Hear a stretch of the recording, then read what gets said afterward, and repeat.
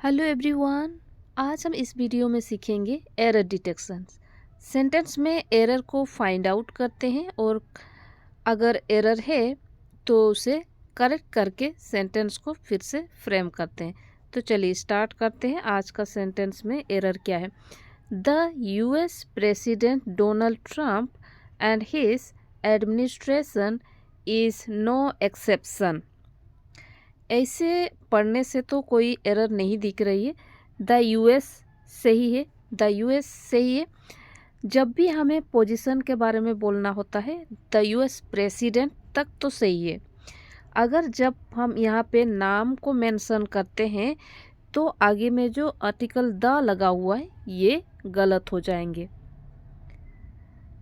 तो यहाँ पे गलत किया है आर्टिकल द यूएस प्रेसिडेंट। तो इस सेंटेंस में से द को हटा दे तो सेंटेंस सही हो जाती है।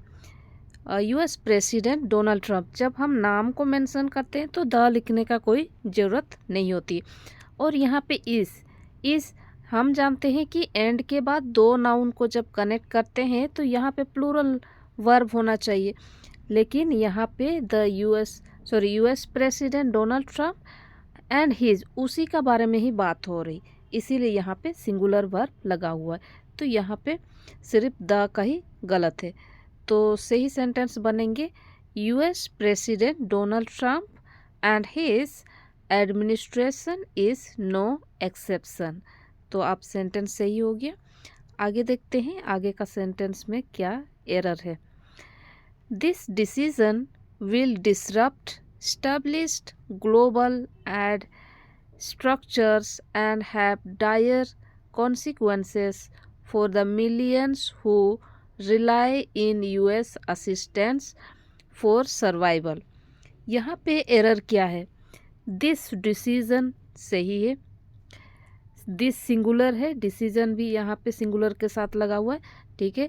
विल के बाद हम B1 लगाते हैं, यहाँ पर भी सही है। विल डिसरप्ट, वर्ब के बाद वर्ब लगा हुआ, स्टैब्लिश्ड ग्लोबल एड स्ट्रक्चर्स सही है। And have dire consequences for the millions, for millions who किसके लिए लिखा हुआ है, इसके लिए हु रिलाय यहाँ पे प्लूरल है तो प्लूरल वर्ब लगा हुआ है, ठीक है। इन यूएस रिलाय के बाद हमेशा हम ऑन लगाते हैं, जैसे डिपेंड ऑन होता है, रिलाई ऑन, तो यहाँ पे इन नहीं ऑन होंगे। तो सेंटेंस को करेक्शन करके देखते हैं, यहाँ पे ऑन होंगे। On US assistance, this decision will disrupt established global aid structures and have dire consequences for the millions who rely on US assistance for survival। अब सेंटेंस करेक्ट हो गया। आगे देखते हैं आगे के सेंटेंस में एरर क्या है। ये छोटी सी सेंटेंस है। USAID वज सिंगुलर के साथ तो वज लगा हुआ है, ठीक है। स्टैब्लिश्ड, क्योंकि ये पैसिव वॉइस में लिखा हुआ है, पैसिव वॉइस के साथ हम हेल्पिंग वर्ब के साथ हम B3 लगाते हैं, ये B3 है। इसको इस्टेब्लिश्ड किया गया है कब, ऑन 1961 लिखा हुआ है, ये क्या है, ईयर है। ईयर के साथ हम हमेशा इन लगाते, इन 1961। तो इस सेंटेंस तो गलत है। नेक्स्ट देखते हैं, यहाँ पर सही हो गया। इन के बाद हम ईयर लिखते हैं। USAID was established in 1961। Next देखते हैं। नेक्स्ट के सेंटेंस में एरर क्या है देखते हैं। द एजेंसी के बाद हैज़ लिखा हुआ है। हैज़ क्या है, प्रेजेंट परफेक्ट है। प्रेजेंट परफेक्ट के साथ हैज़ या हैव के साथ हमेशा V3 लगाते हैं, तो ये V3 है, maintain. The agency has maintain a strong present in India, ये प्लेस है, प्लेस के आगे इन लगाए हैं, ठीक है। सिंस, प्रेजेंट परफेक्ट के साथ सिंस लगा हुआ है, सिंस के साथ यहाँ पे स्टार्टिंग टाइम दिया हुआ है, सिंस के बाद हम स्टार्टिंग टाइम लगाते हैं, सही है।